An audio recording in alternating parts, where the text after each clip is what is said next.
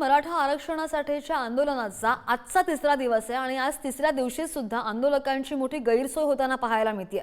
आंदोलकांनी रस्त्यावर अंघोळ करण्यास सुरुवात केलेली आहे आणि सरकारकडून कोणतीही सोय नाहीये, त्यामुळे आंदोलक आक्रमक झाल्याचं सुद्धा दिसतंय।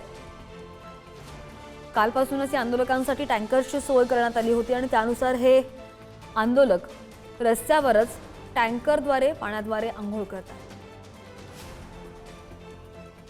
जी मराठवाडा आपलं हैदराबाद गॅजेट आहे तेच लागू करा, सगळे शहरे लागू करा, बरोबर आहे। सरकारला एवढं ज्यावेळेस मुख्यमंत्री फडणवीस साहेब ज्यावेळेस विरोधी पक्षनेते होते त्यावेळेस उद्धव ठाकरे साहेब मुख्यमंत्री असताना त्यांना फडणवीस साहेब सांगायचे की बाबा सरकारच्या हातात आहे, मुख्यमंत्र्यांच्या हातात आहे, ते कधीही त्यांच्या मनात आलं तर कधीही लागू करू शकतात। पण त्यांनी ना, तुम्ही आता आहेत ना, आता तुम्ही आहात तिथे मुख्यमंत्री स्वतः, आता काय अडचण आली तुम्हाला? अशी एक विनंती आहे सरकारला।